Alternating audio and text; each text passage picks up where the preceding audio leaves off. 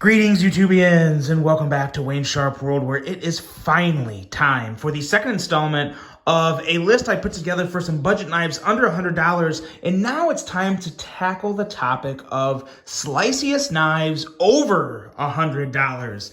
And this one's going to be a pretty good one, but this one was also extremely challenging for me for one reason. And when I mean one reason. And that is because when you get north of $100, you get into a whole new atmosphere of knives, from materials to fit and finish to options to brands to country of origin. On the list under 100, there was a lot of Chinese produced knives. This is going to have a lot of American made knives. So there's a lot of aspects that factor in, and when it comes to finding the sliciest knives ever, I don't have the collection to do that. Keep in mind, these are the sliciest knives I have, so I think this is still a really good list. I'm sure there's going to be some that I left out, and of course I want you guys to drop those in the comments below of which ones I should have on this list. But we're going to tackle the sliciest ones I have, and we're going to start off with this guy right here, and this is arguably, quite possibly, the most underrated knife of all time. I really do mean that. I sincerely love this knife, and I think a lot of people do. It's been around for quite a while, but I still feel like it doesn't quite get the respect it deserves. This one here is the Tucson TS129. Now, what makes this knife so slicey? Well, you're looking at it. A blade that is almost 160 thousandths thick. We're looking at 159 thousandths thick blade stock. A 1.17 inch tall flat grind. It's basically a full flat grind because it kind of gets knocked up by a swedge up top, which is going to help the cutting geometry even a little more and reduce some of that drag. And behind the edge reading of 15 thousandths. So on top of this guy being super fidgety, super smooth, great in the hand, and just an excellent knife in general, it truly is one of the sliciest knives you can find over $100. And I don't know the prices on all these guys. It's been a long time. Prices went up, prices have went down. Everything that I can possibly have linked below will be linked below for you guys to look up and check the pricing on. But this is a phenomenal knife, and it's not a lot. It's not real high over $100. We're talking, I want to say this is like 135 to 170 bucks, something like that.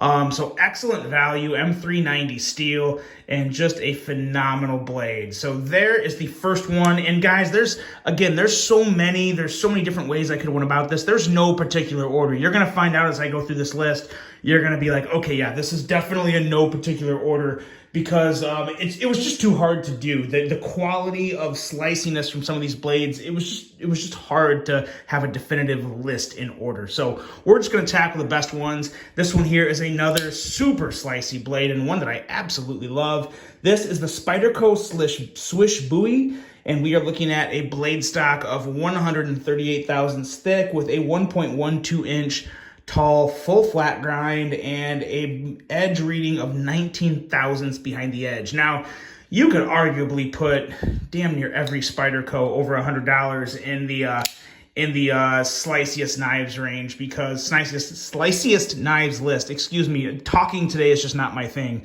I'm really struggling to talk today, so I'm really sucking it up for this video, but the show must go on. This blade in general is just fantastic. Again, M390 steel. You guys know Spyderco is arguably the best production manufacturer in the US when it comes to heat treating. They do a phenomenal job. Their M390 is always heat treated to a very good spec for maximum edge retention, and yeah, just a very, very good quality steel and heat treatment in that. And just a great blade. Really a fantastic blade. Excellent for EDC. Again, this is not one of the easiest ones to find, but it is one of the sliciest blades you can find out there in the knives over $100. Next up, we're gonna stay in America, or well, technically that was from Taichung, but Taichung, is that from Taichung? Let's get lost in the weeds here for a second. Taichung, I'm pretty sure is Taichung. Yes, Taichung plant, but still a big US producer. But now here's another one that's fully US. This is the TRM Adam. And when we talk about the Adam, we could really be talking about the Neutron as well. The Neutron is like the baby brother to the Adam. I just happen to have an Adam because I like bigger blades. And this guy here is a slicing beast. We are looking at a blade thickness of 91 thousandths, a 850 thousandths tall flat grind and a behind the edge reading of 20 thousandths. So yeah, this blade is just, it defines sliciness and has a great edge and really feels good in hand too. I really like when you have this in hand, kind of puts that tip, kind of notches it just a little bit forward. Feels great in the hand. And if you guys are considering a TRM, I highly, highly, highly recommend going with a set of titanium scales. They're not cheap. They're actually quite expensive. I don't know the exact pricing on them now because I'm sure they've probably gone up with some inflation and all that good stuff. But they really do, they bring TRM knives up to a completely new level. They're fantastic as is, but the feel and solidity in hand with these titanium scales really does elevate this to something entirely different, and it is something I would 100% recommend if you can afford it.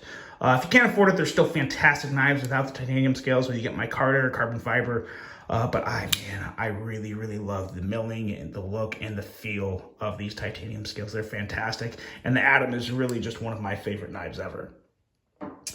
Next up here's a knife that is going to tell you that this is obviously in no order, because next up we have the Konig Arias. And as you guys know, if this was in order of just my favorites, this would be number one. The Arias is the knife. If I had to get rid of all my knives in my entire collection and just keep one, this would be it.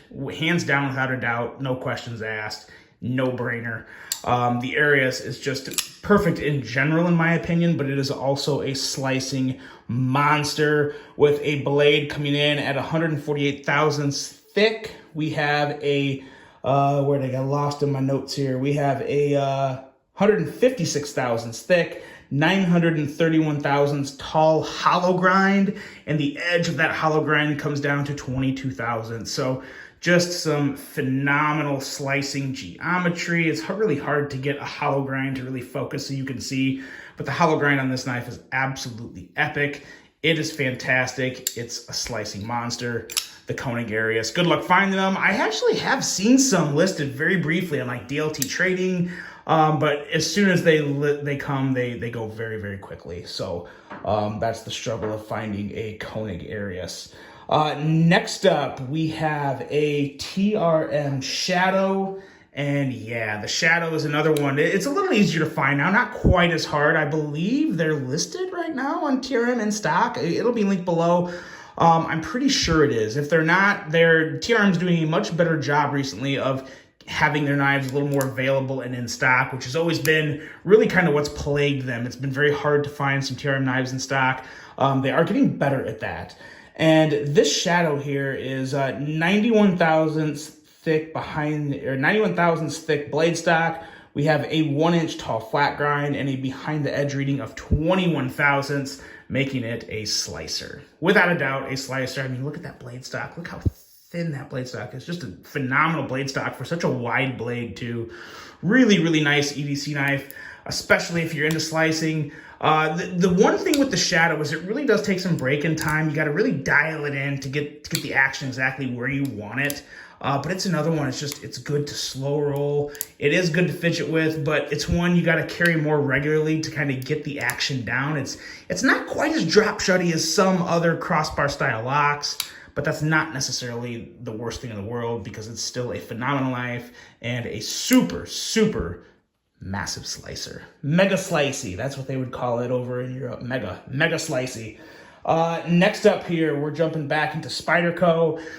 And it wouldn't be a Sliciest Knives video if the Paramilitary 2 wasn't on it. I'm sorry, the PM2 is just iconic and legendary in just about every single way for a pocket knife as far as I'm concerned, because I'm a huge fan of the PM2.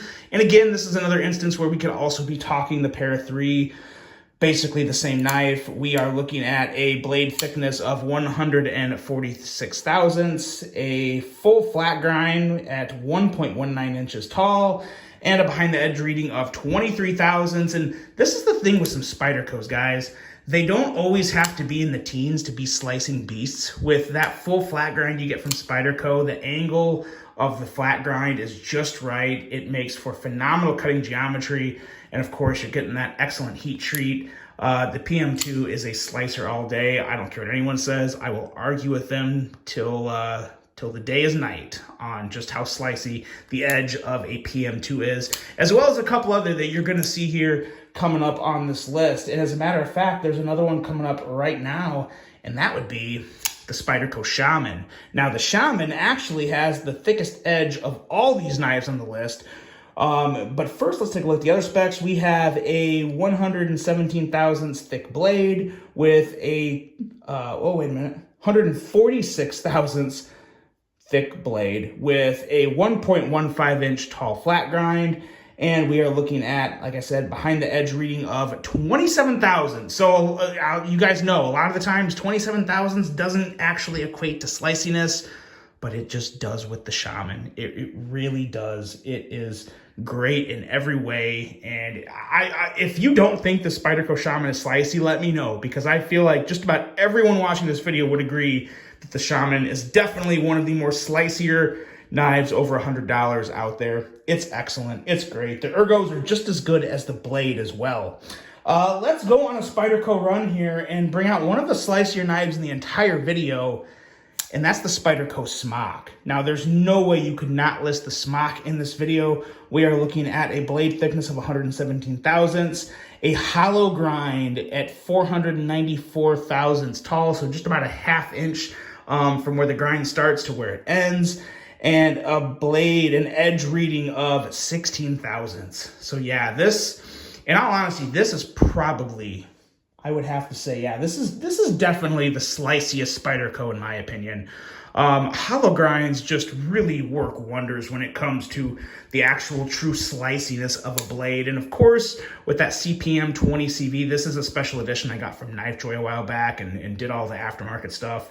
Sharp dress knife scales, Lynch deep carry clip. This is one of my babies, one of my favorite knives in my collection.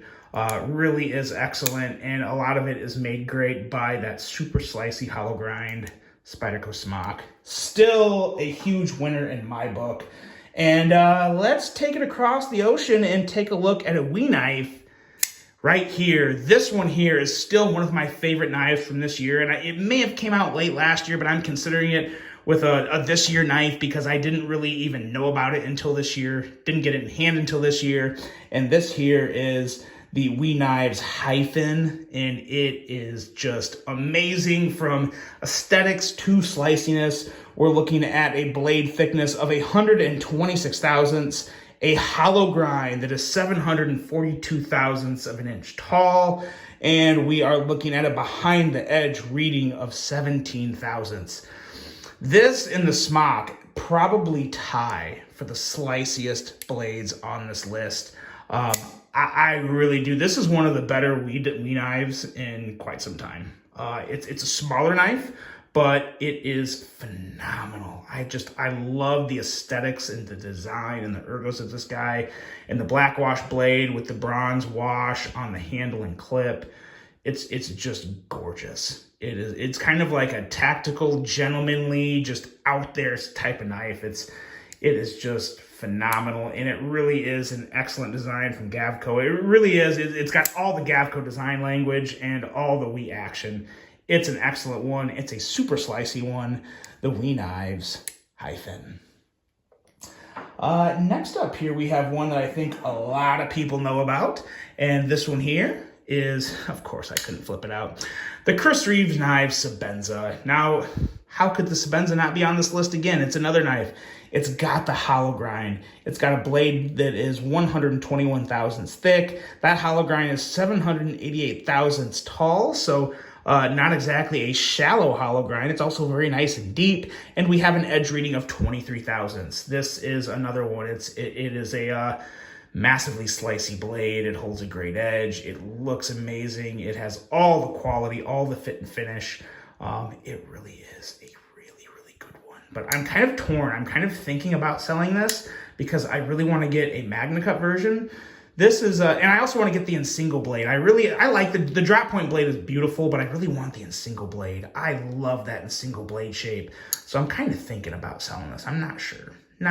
But for now, it's still a an amazing piece in the collection, and it really feels great in hand and can really be put through some hard use. Chris Reeves knives really are made for an absolute beating, and the Slicey blade has a lot to do with that.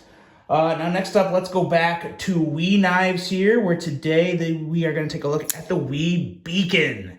Now, this beacon here has a blade that is 120 thousandths thick, a flat grind that is 847 thousandths of an inch tall, and a behind the edge reading of 16 thousandths. This was one of the best knives in 2022, in my opinion. The clip sucked, but I changed that with one of their nice aftermarket clips that fit great and looks great, and it really just transformed this knife for me. Still easily one of my favorite WE knives, and really one of my favorite Chinese higher end knives in terms of price. And this still isn't like super high. I want to say this was coming in at like 215 bucks. Might even been 180. I can't remember now. But like I said, like all of them, this one will probably be linked below because I'm pretty sure they're still pretty easily in stock, last I knew. But it's just a great length, great size, great feel in hand, and again, a very slicey blade. And this is more of a simple design from WE. I mean, really, the busiest part of the knife is just the pivot. Everything else is very sleek, very smooth, very kind of subdued. Really, really love this knife. Everything about it, super smooth, super slicey. The WE Beacon. We're already almost through the list. We only got two more. I'm really doing my best to keep this one well under a half hour because sometimes these lists go way too long. This here is the Hogue K320. There's no way this was not coming on the list. You guys know how much I love this knife. It's actually very, very similar to the Shaman, equally as slicey. We are looking at a blade that is 125 thousandths thick, a flat grind that is 857 thousandths tall, and a behind the edge reading of 22 thousand. So a slightly thinner edge than the Shaman, actually considerably thinner, about 5 thousandths thinner. And of course you have that Hogue edge that is just absolutely epic, as they most are.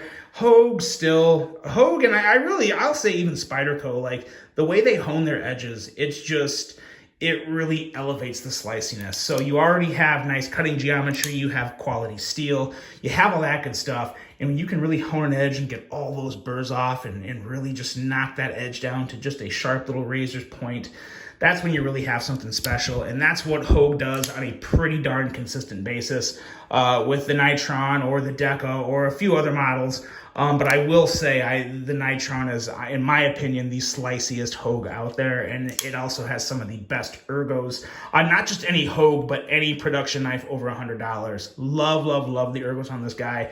Fantastic knife, fantastic blade. Hogue K320 Nitron. And last up, this one was a late edition. It actually, I somehow looked over it when I was putting this list together, and I had to put it on here, so it was a last second edition. And it's the Varga Knives VBR. This is not only a super slicey blade, this was my 2021, I believe. 2021 Knife of the Year. And for very good reason. A lot of it had to do with this blade. Not only is it gorgeous with that compound grind, we are looking at a blade thickness of 158 thousandths thick, a hollow grind that is 760 thousandths tall, and a behind the edge reading of 18 thousandths. So yes, this has a lot of business and thick and heavy duty work up at the tip, and a lot of uber sliciness right down here along the belly where that hollow grind is.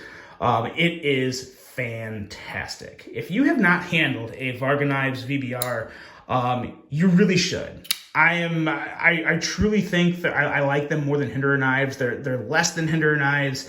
They feel better in the hand because everything is contoured. And I'm not knocking Hinderer knives. I don't have anything against them, but the feel of this handle is considerably better.